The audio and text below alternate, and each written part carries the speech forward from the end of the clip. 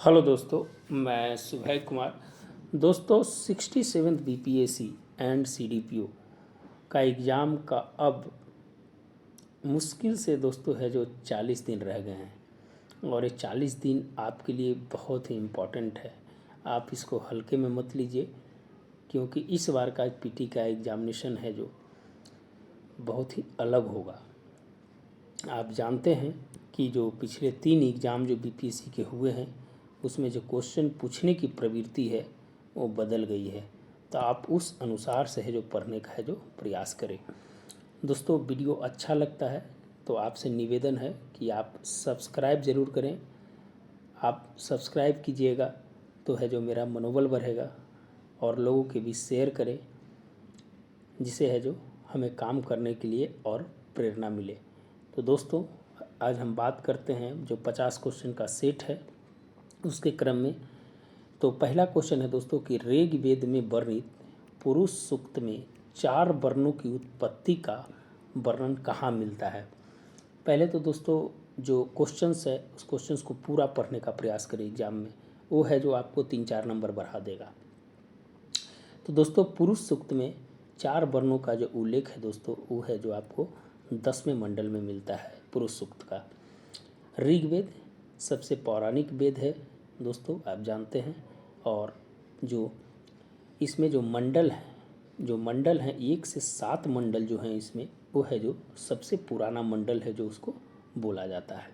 Question है जो पूछा जाता है इसमें 3 मंडल 7, मंडल 9 और मंडल 10, इससे है जो दोस्तों है जो क्वेश्चन है जो पूछे जाते हैं। तो ऋग्वेद के 3रे मंडल में विश्वामित्र की जो चर्चा है दोस्तों, उसमें है जो सूर्य देवता के बारे में है जो बताया गया है। राजा विश्वामित्र की चर्चा है जो ऋग्वेद के 3रे मंडल में है। 7वें मंडल में है जो दोस्तों है जो दशराज युग की चर्चा है, जो सुदास एवं 10 जनों के बीच है जो लड़ा गया था परशुनी नदी पे। और 9वें में है जो दोस्तों है जो सोम का है जो चर्चा है। तो आप है जो ये 4 ऑप्शंस में यहाँ पर जो भी है वो है जो ध्यान से देखिए, और आपको है जो एक क्वेश्चन है जो यहाँ से ज़रूर रहेगा। दूसरा चीज़ है कि दोस्तों ऋग्वेद में अगर हम बात करें तो सबसे प्राचीन वेद है, और इसमें है जो ऐत्रेय ब्राह्मण की जो चर्चा की गई है। कौन सा? ऐत्रेय, ध्यान रखिए कौन सा? ऐत्रेय ग्रंथ की है जो चर्चा है जो इसमें है जो की गई है। तो करीब करीब दोस्तों जो ऋग्वेद से जो रिलेटेड था वो है जो आपको हम बताने का है जो प्रयास करें, और पूरी ऑप्शंस के साथ है जो बताते हैं दोस्तों, ताकि है जो आप एक क्वेश्चन पे कम से कम 5 क्वेश्चंस का आंसर है जो आपको ज़रूर मिले। तो इसका आंसर हो जाएगा दोस्तों 10वें मंडल। आगे बढ़ते हैं दोस्तों। दैत्वादैत्मात मत है जो किससे संबंधित है। दोस्तों इसमें जो है रामानुजाचार्य जो हैं ये विशिष्ट बात से हैं। आपको याद नहीं रहेगा तो आपके गांव घर में रामानुज करके कोई नाम होगा तो है जो उनको आप बता दीजिए कि वो बहुत ही विशिष्ट आदमी है। रामानुजाचार्य जो हैं वो विशिष्टतावाद के हैं जो प्रवर्तक हैं, उनका मत है। दूसरा है दोस्तों जो क्वेश्चंस ज़्यादातर पूछते हैं निम्बाचार्य, जिसका आंसर होगा जो दोस्तों इसका आंसर है जो ये हो जाएगा निम्बाचार्य, जो द्वैतवाद के है जो मत के है जो प्रवर्तक है। फिर बल्लभाचार्य से भी क्वेश्चन पूछता है दोस्तों, ये है जो शुद्ध दैतावाद से रिलेटेड है। कौन सा? शुद्ध दैतावाद से रिलेटेड है, वो है जो आपका बल्लभाचार्य है। और सिर्फ दैत्यवाद जब रहेगा तो हो जाएगा मध्वाचार्य। तो ये आप चारों ऑप्शन है जो दोस्तों आपको इसमें मिल गए। निश्चित रूप से है जो इसी तरह से है जो आपको पढ़ने की ज़रूरत है। अगला है क्वेश्चन, बृहत कथा मंजरी रचना के लेखक कौन है। बृहत कथा मंजरी बहुत ही वीवीआई क्वेश्चन है दोस्तों, उम्मीद है कि पूछा जा सकता है इस बार। तो बृहत कथा मंजरी के लेखक है जो क्षेमेंद्र है। कौन है दोस्तों? क्षेमेंद्र है। विशाखादत्त मुद्रा राक्षस, आप जानते हैं कि मुद्रा राक्षस के लेखक है जो विशाखादत्त हैं, जिसमें है जो चंद्रगुप्त को वृषल की है जो संज्ञा है जो इसमें है जो दी गई है। फिर सोमदेव के बारे में अगर बात करें दोस्तों तो कथाकृत सागर भी है जो सोमदेव का लिखा हुआ है। सरिता सागर भी लिखा हुआ है। फिर ललिता सागर भी लिखा हुआ है, ये है जो सोमदेव का लिखा हुआ है। और हेमचंद्र से रिलेटेड दोस्तों मुझे नहीं जानकारी है, अगर आपको जानकारी होगा। हेमचंद्र, हम हेमू के बारे में बोल रहे हैं कि अंतिम हिंदू शासक था। अगर उसकी कोई बुक होगी तो आप है जो ज़रूर है जो कमेंट बॉक्स में लिखने का प्रयास करें। आगे है दोस्तों कि हुनों को पराजित करने वाला गुप्त सम्राट कौन था। हुन आक्रमण जो हुआ था दोस्तों, वो है जो स्कंद गुप्त के समय में हुआ था। किसके समय में हुआ था दोस्तों? स्कंद गुप्त के समय में। और है जो एक गुप्त सम्राट की बात है तो समुद्रगुप्त को आप जानते हैं कि जो पराक्रम किस इनकी इसको है जो पराक्रम की है जो इसको है जो उपाधि भी मिला है दोस्तों। चंद्रगुप्त प्रथम के बारे में भी आप जानते हैं, गुप्त साम्राज्य के श्रीगुप्त के बाद है जो चंद्रगुप्त प्रथम है। इनको भी महाधीरराज की है जो उपाधि है जो मिली है। आप एक चीज़ बताइएगा कि अंतिम गुप्त शासक है जो कौन था। ये है जो कहीं कहीं अलग लिखता है दोस्तों। आपको कमेंट बॉक्स में है जो इसका आंसर है जो बताना है कि अंतिम गुप्त शासक है जो कौन था।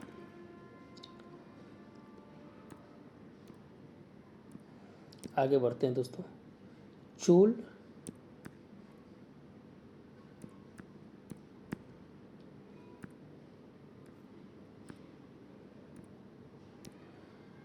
शासकों में किसे 7 स्वर्णों का विशेषज्ञ कहा जाता है। चोल वंश में है जो दोस्तों चोल शासकों में 7 स्वर्णों का विशेषज्ञ है जो किसे कहा जाता है, तो है जो दोस्तों कारिकल को है जो कहा जाता है। इसमें है जो इम्पोर्टेंस था दोस्तों कि चोल शासकों में जो 7 स्वर्णों का विशेषज्ञ किसे कहा जाता है, तो कारिकल को कहा जाता है। बाकी जो ऑप्शन है दोस्तों सेनगुट्टन और उदयनगिरी और एलोरा, ये है जो दोस्तों है जो इम्पोर्टेंट्स नहीं है। सेनगुट्टन के बारे में थोड़ी चर्चा है लेकिन है जो उतना इम्पोर्टेंट्स है जो इसके बारे में नहीं है। आगे बढ़ते हैं दोस्तों। तुर्क शासक जिसने हिंदू शाही शासक जयपाल को पराजित किया था, बहुत इंपॉर्टेंट। तुर्क जब आए थे तो हिंदू शासक राजा जयपाल को पराजित किसने किया था, तो है जो दोस्तों है जो सुबक्तगीन ने किया था। किसने किया था दोस्तों? सुबक्तगीन ने है जो किया था। कहीं कहीं तुर्क शासक के बारे में है जो दोस्तों इसमें बुक में लिखा हुआ है कि राजा जयपाल को मोहम्मद गजनवी ने किया था, लेकिन है जो सुबक्तगीन के बारे में है जो इसकी है जो चर्चा है जो बुक में ऑथेंटिक बुक में मिली है। तो ये भी है जो आपके ऊपर है जो प्रश्न चिन्ह में छोड़ देते हैं कि इसका आंसर है जो क्या होना चाहिए। ऐसे तो सबसे पहले दोस्तों अल्पतगीन आया था, उसके बाद सुबक्तगीन आया, उसके बाद मोहम्मद गजनवी आया जो है जो सबसे पहले है जो राजा जयपाल से भी है जो उन्होंने लड़ाई किया। और अंतिम युद्ध जो था दोस्तों जाटों के विरुद्ध था 1027 में, और सोमनाथ को 1025 में है जो इन्होंने है जो लूटा था। तो दोस्तों ये जो 17 बार आक्रमण की जो चर्चा है मोहम्मद गजनवी। अल बरूनी है जो दोस्तों इसी समय में आया था। कौन आया था? अल बरूनी है जो अरबी जो था वो है जो मोहम्मद गजनवी के शासनकाल में ही आया था अल बरूनी। आप ध्यान रखिएगा, आपको कमेंट बॉक्स में बनाना है कि अल बरूनी के द्वारा लिखी गई पुस्तक है जो कौन है। आगे बढ़ते हैं दोस्तों। निजामुद्दीन औलिया का कथन, निजामुद्दीन औलिया का कथन दिल्ली अभी दूर है, सल्तनत काल शासक संबंधित है। दिल्ली अभी दूर है, ये है जो दोस्तों जब बंगाल से वापस जब गयासुद्दीन तुगलक लौट रहा था तब है जो निजामुद्दीन औलिया ने कहा था कि दिल्ली अभी दूर है। किसने कहा था? गयासुद्दीन तुगलक के बारे में है जो निजामुद्दीन औलिया कहा था कि दिल्ली अभी दूर है, और कहा था कि जब एक गेट से आएगा तो हम दूसरे गेट से बाहर चले जाएंगे। तो है जो दोस्तों निजामुद्दीन औलिया है जो ये कहा था दिल्ली अभी दूर है। इससे रिलेटेड अगर और जानना चाहते हैं दोस्तों तो इसमें जो ऑप्शंस है इसका आंसर तो ही होगा अलाउद्दीन खिलजी। आप जानते हैं कि है जो 50% कर, अलाउद्दीन खिलजी ने बहुत सारे काम है जो किया है। हुलिया, ये सब अस्थाई सेना, ये सब है जो दोस्तों है जो अलाउद्दीन खिलजी का है जो किया हुआ है। आप है जो खिलजी वंश जब आप पढ़ेंगे आप दिल्ली सल्तनत तो उसमें अलाउद्दीन खिलजी पढ़ेंगे, फिर है जो मोहम्मद बिन तुगलक पढ़ेंगे, बलबन पढ़ेंगे, फिरोज शाह तुगलक। तो क्वेश्चन यहाँ से ज़रूर बनेगा दोस्तों आपको। ये है जो 100% है जो क्वेश्चन है जो बनेगा यहाँ से। इसमें है जो बहुत ज़्यादा है कि सबसे ज़्यादा है जो दिल्ली सल्तनत में है जो किसने है जो शासन किया, तो तुगलक ने किया था दोस्तों 94 वर्ष।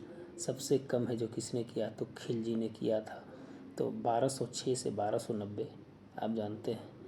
फिर है जो 1290 से 1320, 1320 से फिर है जो 1414 के आसपास है जो तुगलक का काल है। तो गुलाम खिलजी तुगलक सैयद लोदी, ये है जो दोस्तों फिरोज शाह तुगलक के बारे में भी है जो आप ज़रूर पढ़ें। ये बहुत ही सहिष्णुता और लोगों के बीच में रह कर काम करने वाला फिरोज शाह तुगलक को है जो द्वितीय अकबर के नाम से भी इसे है जो जाना जाता है। द्वितीय अकबर के नाम से भी है जो फिरोज शाह तुगलक को है जो जाना जाता है दोस्तों। तो बलबन के बारे में आप बताइए। 40 गुलामों का सरदार को है जो इन्होंने है जो ख़त्म किया। इल्तुतमिश ने चालू किया था, उसको है जो इन्होंने ख़त्म किया। तो निश्चित रूप से जो दोस्तों मोहम्मद बिन तुगलक के भी बारे में बोला जाता है कि कृषि ऋण है जो यहीं से स्टार्ट हुआ था। और जब वो ऋण स्टार्ट हुआ था तो उस समय है जो अकाल की स्थिति हो गई थी। तो है जो इन्होंने है जो दोआब के क्षेत्र में भी है जो 50% कर है जो लगाया था। मोहम्मद बिन तुगलक को पागल बादशाह भी बोला जाता है दोस्तों, और ये बहुत ही विद्वान था मोहम्मद बिन तुगलक। तो इससे बहुत सारी जानकारियाँ हैं जो आप है जो प्राप्त कर सकते हैं। तो एक शॉर्ट में वीडियो को बनाने का मकसद होता है कि आपको ज़्यादा से ज़्यादा जानकारी है जो हम प्राप्त करें। तो इसका आंसर ये हो जाएगा। किस मुग़ल बादशाह को जिंदा पीर कहा जाता है? तो आप जानते हैं दोस्तों कि औरंगजेब को है जो जिंदा पीर कहा जाता है। यह है जो इस्लाम के प्रचार में है जो कहीं ना कहीं है जो असफल रहा, और बाद में है जो दोस्तों है जो इसके समय में सबसे ज़्यादा हिंदू है जिसके शासनकाल में थे 33%, और अकबर के समय में है जो 17% थे। तो कहा जाता है कि इस्लाम के प्रचार करने में कहीं ना कहीं है जो ये है जो अपने जो इस्लाम नीति को है जो आगे बढ़ाया, और मराठों के साथ है जो इसका संघर्ष है जो रहा औरंगजेब के साथ। 1707 में है जो औरंगजेब की है जो मृत्यु हो जाती है। ये है जो बीबी का मकबरा है जो दोस्तों है जो औरंगजेब के द्वारा है जो बनाया गया है। तो बाकी शाहजहाँ को आप जानते हैं स्थापत्य कला के क्षेत्र में है जो इन्होंने बहुत बड़ा काम किया है, और जहांगीर है जो चित्रकला के क्षेत्र में है जो इन्होंने है जो बहुत काम किया है। उस्ताद मंसूर है जो इसके समय में थे। तो दोस्तों ये है जो डिस्क्रिप्शंस है जो जितना कोशिश करते हैं कि आपको देने का। धन के निकासी का सिद्धांत है जो किसने प्रस्तुत किया था?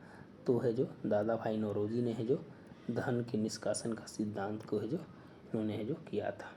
व्योमेश चंद्र बनर्जी भारतीय राष्ट्रीय कांग्रेस के प्रथम अध्यक्ष जो थे। लाला लाजपत राय 1920 में है जो इन्होंने अध्यक्षता किया। 1920 के विशेष अधिवेशन की अध्यक्षता है जो इन्होंने किया था। बाल गंगाधर तिलक है जो कभी भी कांग्रेस के अध्यक्ष नहीं रहे, और 1 अगस्त 1920 की इनकी मृत्यु हो जाती है, और उसी दिन से है जो दोस्तों है जो असहयोग आंदोलन को स्टार्ट किया जाता है। और उसके बाद तिलक स्वराज है जो फंड है जो बनता है, जो बिहार में भी है जो 7 लाख रुपये है जो 1 करोड़ का लक्ष्य रहता है, तो बिहार में 7.5 लाख रुपया है जो तिलक स्वराज फंड में है जो जमा होता है। तिलक बहुत बड़े, आप जानते हैं कि तिलक जो है मराठा केसरी पुस्तक है जो बाल गंगाधर तिलक की लिखी हुई है। शिवाजी उत्सव गणेश उत्सव मनाने का है जो इन्होंने है जो महाराष्ट्र में है जो प्रारंभ किया। तो तिलक जो थे होम रूल आंदोलन से भी जुड़े हुए थे दोस्तों। और तिलक के बारे में और अगर कहा जा सकता है कि ये है जो जेल जाने वाले माने अपने पत्रकारिता का निर्वहन करते हुए जेल जाने वाले भी ये है जो व्यक्ति हैं, जो 1897 में है जो इनकी है जो जेल हुई थी। और उसके बाद फिर है जो 1906 में भी है जो इनकी है जो जेल हुई थी, और उसके बाद है जो इनको सज़ा मिली थी, और 1914 में है जो वापस छूटे थे, और 1916 में है जो कांग्रेस और मुस्लिम लीग के अधिवेशन में है जो इन्होंने जो भूमिका निभाई थी। तो तिलक के बारे में बहुत कहानी है दोस्तों, आप है जो पढ़ सकते हैं। अगला है कि कांग्रेस को राष्ट्रद्रोहियों की संस्था किस वायसराय के द्वारा कहा गया था?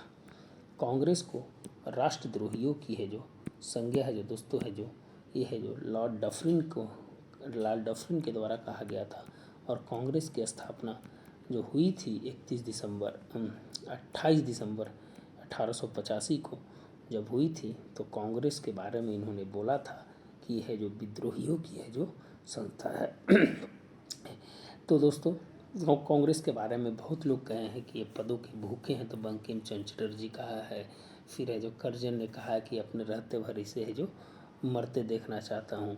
फिर है जो अरविंद घोष ने भी है जो इसके बारे में बोला है, कांग्रेस के बारे में है जो अरविंद घोष ने भी है जो स्टेटमेंट दिया है दोस्तों। तो बहुत सारी है जो, और कांग्रेस के जो संस्था थी उससे है जो सबसे बड़ा विरोध है जो सर सैयद अहमद खां जो किए थे, जो सबसे ज़्यादा विरोधी है जो वो थे। तो लॉर्ड लिट्टन के बारे में कुछ बताएं दोस्तों, तो इसे ओवन मेडरिड कहा जाता है, उपन्यासकार था और 1776 में 76 से 80 1876 से 80 है जो लिट्टन का कार्यकाल रहा है दोस्तों। और इसी के समय में है जो 19 वर्ष से है जो 21 वर्ष है जो लोकसभा आयोग का है जो एज है जो कर दिया गया था। अफगान नीति है जो लॉर्ड लिट्टन के समय ही चला था दोस्तों। वर्नाकुलर प्रेस एक्ट भी है जो इसी के समय है जो लागू हुआ था दोस्तों। तो यह जो निश्चित रूप से है जो इसे है जो इम्पॉर्टेंट क्वेश्चन से जो माना जा सकता है। रिपन भारत की उदाहरक की संज्ञा दी गई है, इसमें इल्बर्ट बिल से रिलेटेड है। फिर है जो भारतीय जनगणना से रिलेटेड है। फिर है जो दोस्तों अगर कहा जा सकता है कि प्रेस सेंसरशिप एक्ट को ख़त्म करने में महत्वपूर्ण भूमिका निभाई। फिर है जो दोस्तों है जो यह जो 21 वर्ष से वापस है जो 19 वर्ष से जो लॉर्ड रिपन कर दिया था। स्थानीय स्वशासन का जनक है जो कहा जाता है, तो है दोस्तों लॉर्ड रिपन से रिलेटेड है। कैनिंग के समय ये है जो 1857 की जो क्रांति हुई थी दोस्तों, उस समय कैनिंग ही था। और जो कैनिंग नहीं है जो दोस्तों यहाँ से है जो वायसराय है जो यहाँ से स्टार्ट हो गया था। आप जानते हैं कि जो कैनिंग था वो है जो 1857 के बाद जब है जो कैनिंग बना तो इन्होंने है जो बहुत सारा है जो परिवर्तन है जो उसमें लाया, क्या कि डायरेक्ट है जो ब्रिटिश गवर्नमेंट के हाथ में है जो क्राउन के हाथों में है जो वहाँ से संस्था है जो चली गई थी। तो दोस्तों करीब करीब है जो हम जितना मुझे जानकारी है उतना है जो आपसे बताने का है जो प्रयास किए। आगे है दोस्तों कि होम रूल लीग आंदोलन से संबंधित है। होम रूल लीग आंदोलन से संबंधित है। होम रूल लीग के बारे में जानते हैं दोस्तों कि 1916 में है जो स्थापना हुआ था होम रूल लीग का। और है जो ये तिलक के द्वारा और एनी बेसेंट के द्वारा, तिलक अप्रैल में हुई थी, एनी बेसेंट का है जो दोस्तों दिसंबर में हुआ था। तो होम रूल लीग से संबंधित है। और बिहार में मजरूल हक कौन थे? बिहार में है जो मजरूल हक थे। कौन थे? बिहार में मजरूल हक थे। 16 दिसंबर 1916 को है जो ये है जो अपना मजरूल हक है जो पटना में होम रूल आंदोलन की है जो स्थापना करते हैं। तो इसका है जो दोस्तों तिलक और एनी बेसेंट, और साउथ में है जो स्वामी अय्यर। तो है जो दोस्तों होम रूल आंदोलन से है जो संबंधित है। तो इसका आंसर है जो ये हो जाएगा। मैं बिहार के बारे में भी है जो इसको बता दिया। और यही दोस्तों है जो लास्ट में है जो बाद में गांधी जी है जो इसको क्लब करके है जो स्वदेशी कर देते हैं। इसे क्या कर देते हैं? स्वदेशी है जो इसको बना देते हैं। फिर है जो पूरा है जो होम रूल लीग है जो गांधी जी की बातों को मान कर है जो इसे है जो स्वदेशी का नाम है जो दिया जाता है। तो ध्यान रखिएगा दोस्तों। आगे है करो या मरो का नारा है जो किस आंदोलन से संबंधित है? तो करो या मरो है जो दोस्तों ये है जो लिखा गया था यूसुफ मेहर अली के द्वारा है जो लिखा गया था। और भारत छोड़ो आंदोलन में गांधी जी के द्वारा है जो करो या मरो का है जो नारा है जो दिया गया। हम जानते हैं ग्वालियर टैंक में 8 अगस्त 1942 को। और उसके बाद ये दोस्तों ये स्वतः स्फूर्त आंदोलन हो गया था। नेतृत्व करता है जो पूरी भारत की जनता थी। असहयोग आंदोलन के दोस्तों मैंने है जो बता दिया पहले। स्वदेशी आंदोलन आप जानते हैं कि बंगाल विभाजन के समय स्वदेशी आंदोलन है जो चला था। और स्वदेशी आंदोलन के जो नेता थे वो सुरेंद्र नाथ बनर्जी जो थे स्वदेशी आंदोलन के जो नेता थे। सविनय अवज्ञा आंदोलन दोस्तों है जो आगे है जो 1930 में है जो आगे सविनय अवज्ञा आंदोलन है जो चला। और गांधी जी ने जब 11 सूत्री मांग को रखे तो उस मांग के बाद है जो दोस्तों है जो उसमें नमक जी मांग थी सबसे इम्पोर्टेंट थी। और उसके बाद है जो सविनय अवज्ञा आंदोलन की स्टार्ट होती है। तो और बहुत सारा है। फिर इसमें आगे होता है गांधी इरविन समझौता भी होता है, फिर बंद होता है, फिर दोबारा चालू होता है। तो ये है फिर आगे और ज़्यादा पढ़ने की ज़रूरत है। तो आप है जो बुक से है जो ज़रूर पढ़ने का प्रयास कीजिएगा। जालियांवाला बाग हत्याकांड है दोस्तों 13 अप्रैल 1919 को है जो जालियांवाला हत्याकांड हुआ था। 6 अप्रैल को है जो ये है जो गांधी जी के द्वारा है जो रॉलेट एक्ट का विरोध किया गया था। और उसके बाद जालियांवाला हत्याकांड जो पंजाब में हुआ था दोस्तों, उसमें जनरल ओ डायर के नेतृत्व में वहाँ है जो गोली चलाई गई थी। जनरल डायर, दो डायर थे, एक जनरल डायर थे, एक जनरल ओ डायर थे। एक जनरल ओ डायर जो थे लेफ्टिनेंट गवर्नर थे वहाँ के, जिन्होंने है जो आदेश दिया कि मारने के लिए। तो 13 अप्रैल 1919 को है जो दोस्तों है जो जालियांवाला हत्याकांड हुआ। और इसी क्रम में दोस्तों है जो 6 से 13 अप्रैल को गांधी जी है जो एक फंड का निर्माण करते हैं और जालियांवाला हत्याकांड से लेकर 2 समितियां बनती है दोस्तों। एक समिति है जो हंटर कमीशन कमेटी बनती है, दूसरा है जो तहकीकात कमेटी बनती है। हंटर कमेटी में रिपोर्ट दिया गया कि 379 लोग ही हैं जो इसमें मारे गए थे, लेकिन मदन मोहन मालवीय के नेतृत्व में जब है जो तहकीकात कमेटी बनी तो उसमें है जो 3000 से ऊपर है जो उसमें रिपोर्ट है जो दर्ज की गई। तो दोस्तों है जो ध्यान रखिएगा इसका। अभी है जो जालियांवाला शताब्दी वर्ष भी है जो मनाया गया है दोस्तों। आगे बढ़ते हैं। वीडियो अच्छा लगता है दोस्तों तो आपसे निवेदन है कि ज़रूर है जो आप है जो लाइक और सब्सक्राइब ज़रूर करें, वही मेरा मानक होता है। निम्नलिखित में से किसने तीनों गोलमेज सम्मेलन में हिस्सा लिया? पहले गोलमेज सम्मेलन कब कब हुआ ये देख लीजिए। पहला गोलमेज सम्मेलन जो है दोस्तों ये है जो 12 नवंबर 1930 को हुआ था। दूसरा 7 सितंबर 1931 को हुआ और तीसरा जो है 17 नवंबर 1932 को हुआ। तो तीनों गोलमेज सम्मेलन की डेट याद रखिए, डेट भी पूछता है। तो तीनों सम्मेलन में भाग लेने वाले अंबेडकर थे और एक तेज बहादुर सप्रू भी थे जो है जो तीनों गोलमेज सम्मेलन में है जो भाग लिए थे। महात्मा गांधी द्वितीय सम्मेलन में भाग लिए थे और राजपुताना से है जो लंदन गए थे। जेम्स पैलेस में है जो गोलमेज सम्मेलन हुआ था दोस्तों, ध्यान रखिएगा। उस समय मैकडोनाल्ड जो थे वहाँ के प्रधानमंत्री थे। तो आपको हम बताए दोस्तों करीब करीब सरोजनी नायडू भी है जो गांधी जी के साथ जाना चाहती थी और मदन मोहन मालवीय भी जाना चाहते थे, लेकिन है जो लॉर्ड इरविन उस समय थे, उन्होंने है जो जाने से है जो मना कर दिया। वो अपने खर्चे पे है जो वापस फिर गए थे।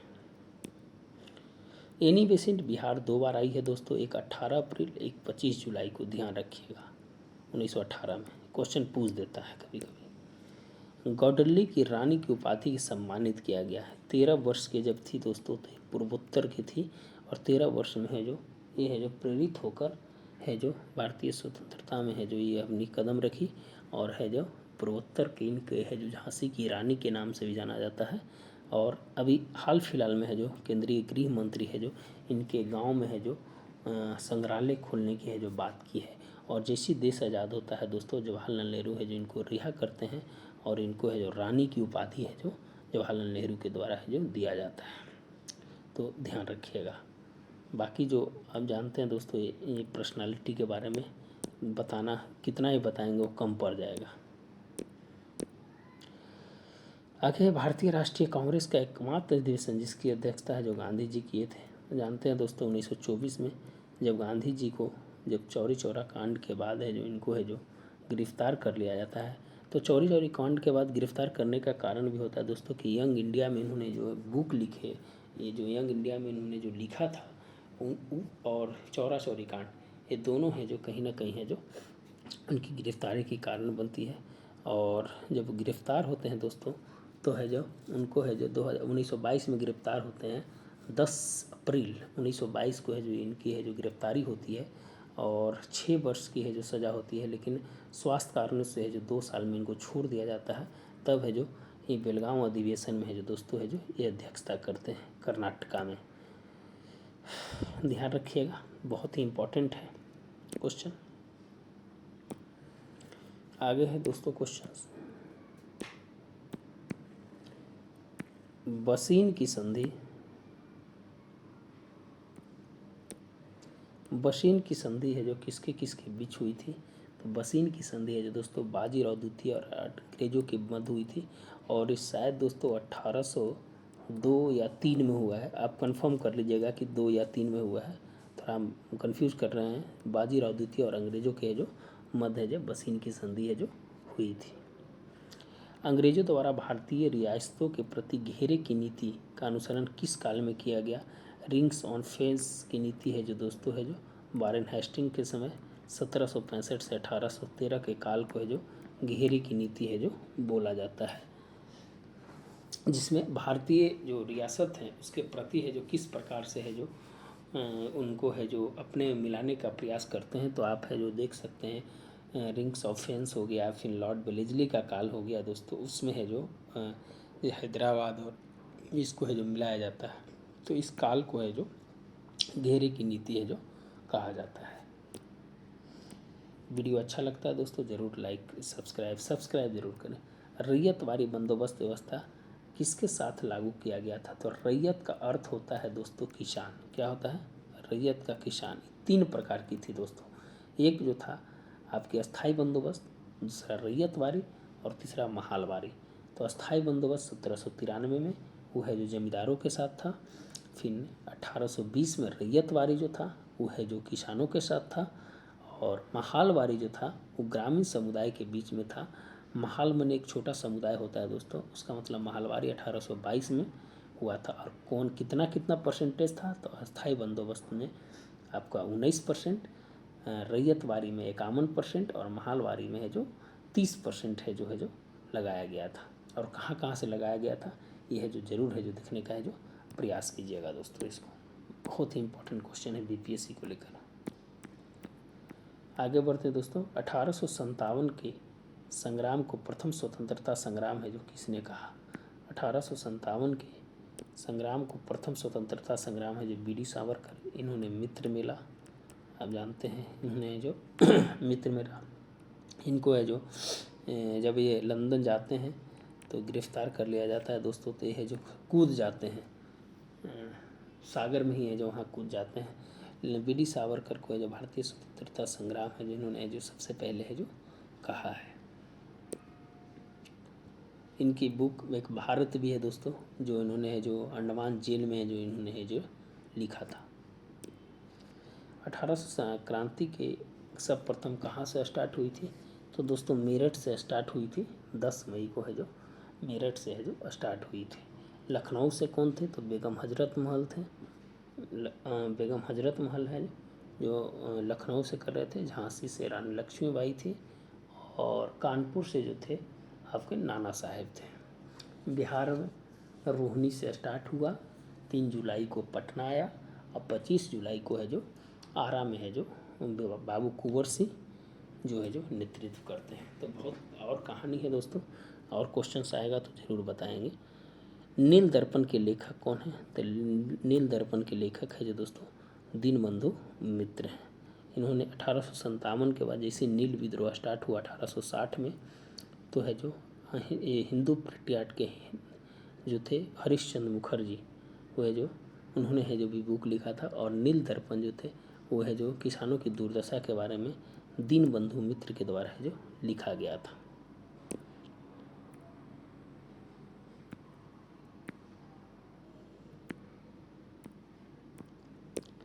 फिर मोपला विद्रोह कहाँ हुआ था? तो मोपला विद्रोह है जो दोस्तों ये मालाबार तट के पास केरल में है, वहाँ हुआ था। अली मुस्लियार के नेतृत्व में है जो दोस्तों हुआ था। तो इसका आंसर हो जाएगा केरल हो जाएगा। बिहार में भी जनजातीय आंदोलन हुए दोस्तों, बंगाल में भी हुआ, भावी हो गया, भावी बिहार में भी हुआ था, बंगाल में भी हुआ था। बंगाल में भी बहुत सारे है जो हुए थे। गुजरात में भी है जो विद्रोह है जो हुए थे।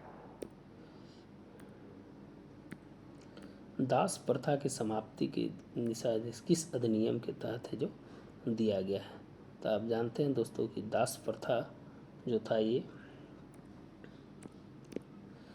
दास प्रथा जो था ये अधिनियम 17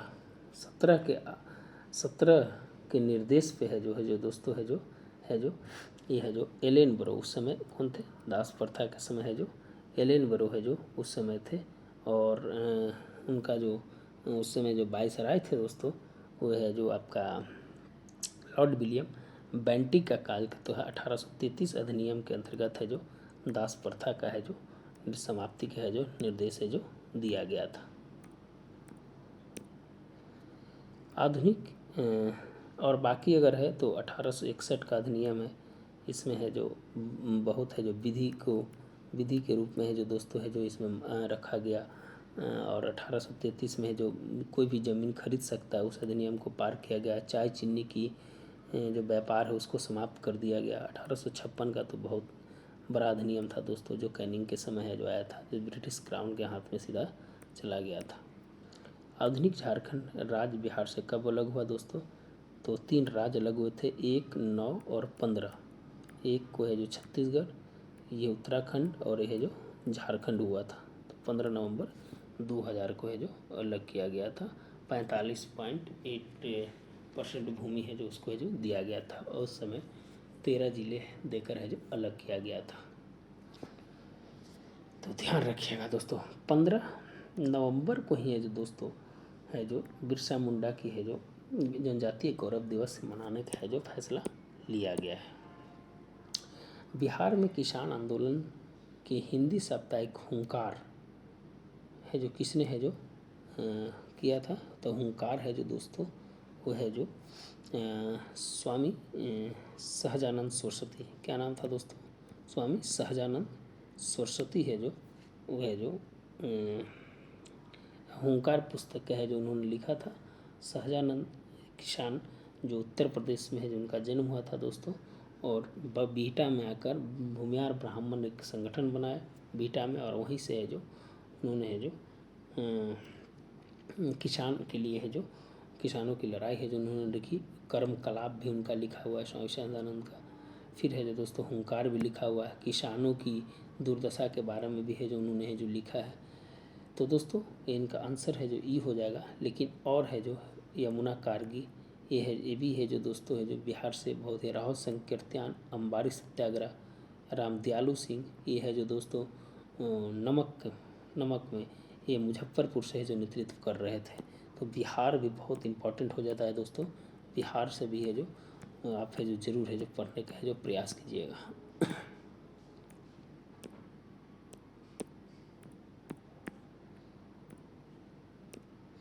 मोखरी वंश का संबंध किस जिले से है?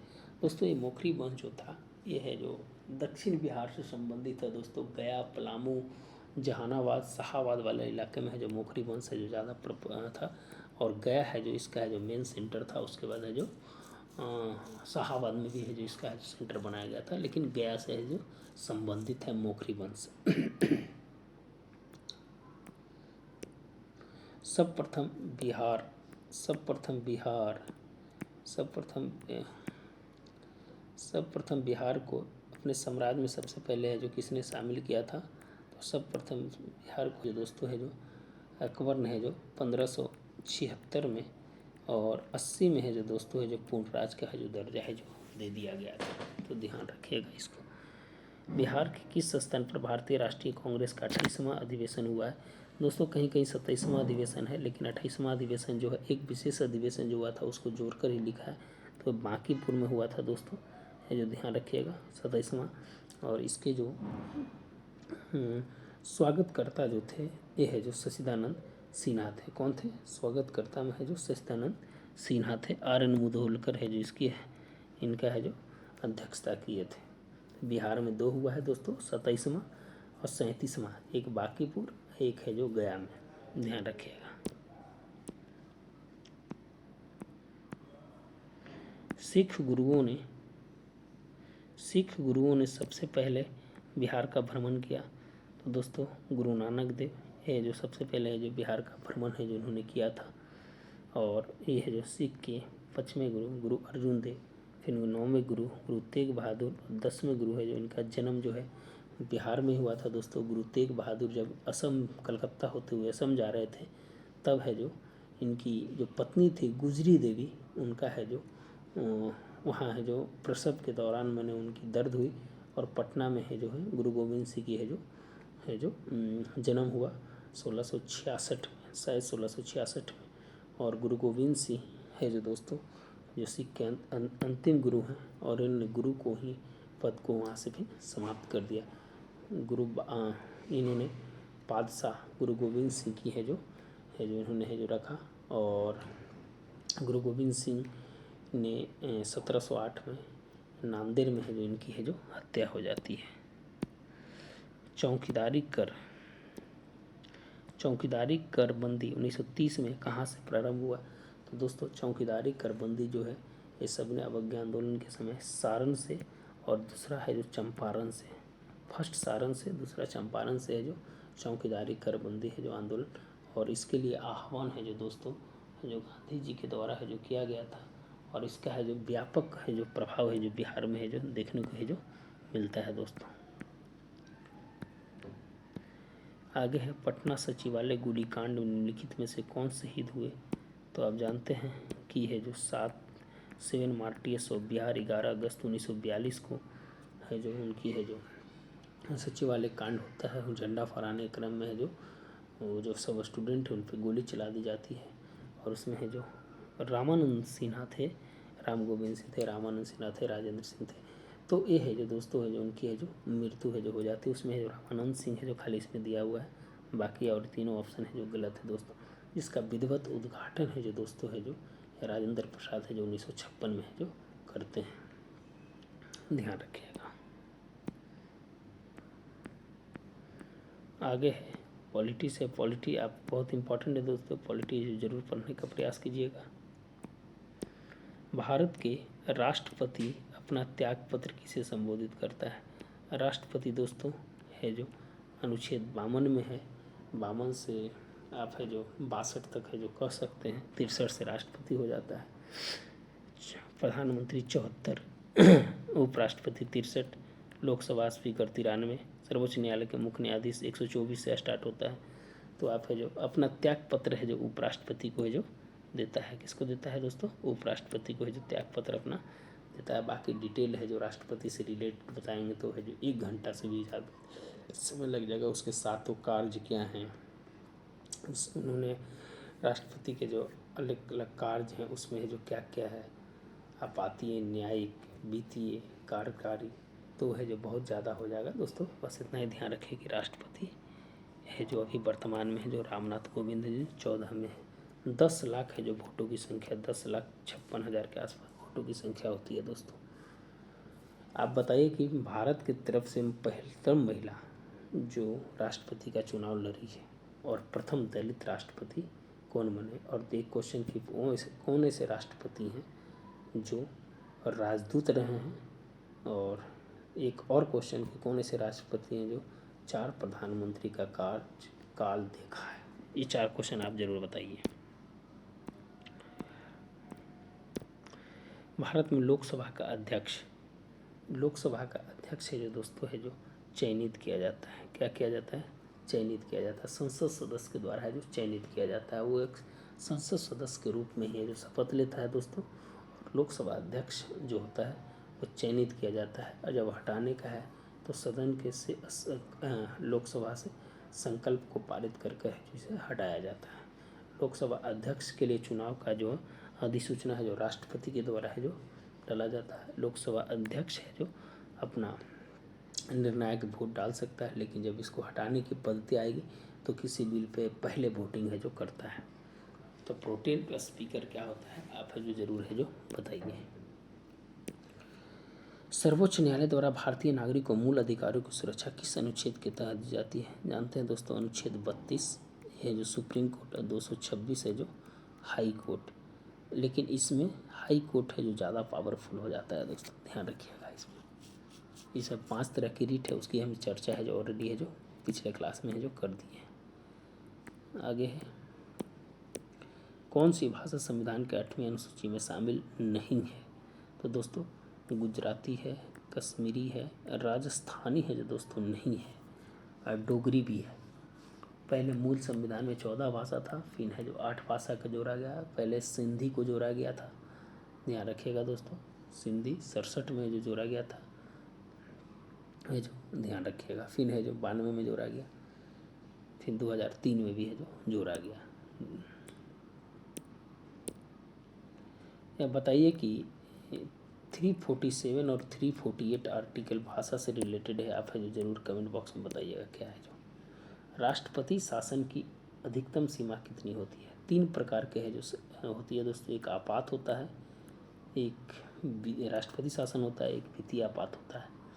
तो आपात और वित्तीय आपात की है जो अधिकतम समय सीमा नहीं है दोस्तों, लेकिन राष्ट्रपति शासन की अधिकतम समय सीमा है जो 3 वर्ष है, ध्यान रखिएगा। और इसे जो फर्स्ट 2 महीने में है जो इसको अनुमोदन है जो मिलना ज़रूरी है। फर्स्ट 2 महीने में इसको अनुमोदन मिलना ज़रूरी है राष्ट्रपति शासन की, 356 के अंतर्गत है जो इसको किया जाता है। और राष्ट्रपति शासन लगता है तो उसके न्यायिक पुनरावलोकन भी है जो किया जा सकता है दोस्तों, ध्यान रखिएगा। बम्बई केस में है जो इसको है जो जजमेंट दिया गया था। आगे है कि भारतीय संविधान के अनुसार पंचायत के विघटित होने की अवधि में पुनः निर्वाचन कराने का है जो 6 माह में है। कितने में है? 6 माह में। इसकी पूरी चर्चा हम कर दिए दोस्तों। 243 के ABCD है, राज्य निर्वाचन आयोग है जो किसमें है जो आरक्षण है, 243 के D में है, त्रिस्तरीय है 243 के P में है, संरचना है C में है, D में आरक्षण है 243 के I में है जो राज्य वित्त आयोग है, राज्य वित्त आयोग है। फिर 243 के K में है जो राज्य निर्वाचन आयोग की है जो चर्चा है जो उसमें जो की गई है, तो ध्यान रखिएगा। 2006 में है जो दोस्तों बिहार पंचायती राज अधिनियम, और इस बार जो हुआ है 11 चरणों में जो हुआ है और बैलेट से हुआ है। कैसे हुआ है मैंने पूरी हम चर्चा है जो वीडियो में कर चुके हैं, आप जरूर है जो देखिएगा। निम्नलिखित में से किस संसदीय चुनाव क्षेत्रों का निर्धारण किसके द्वारा होता है?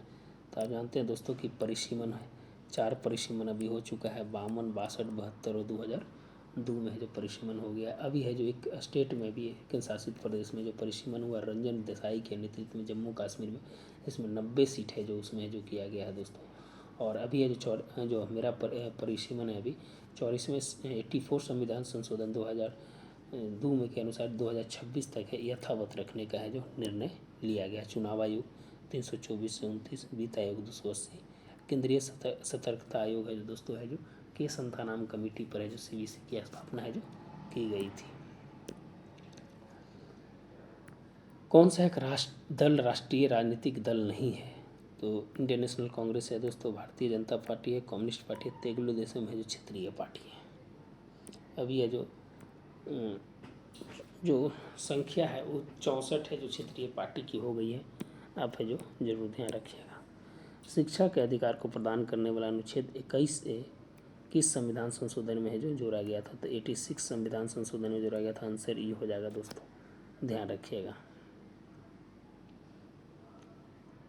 इसमें 95 SC ST से था, 97 जो था ये सहकारिता से था, और 106वां संविधान संशोधन अभी तक नहीं हुआ है दोस्तों, 105 तक है जो अभी तक हुआ है, ध्यान रहे। 91 संविधान संशोधन में दल बदल से रिलेटेड था दोस्तों।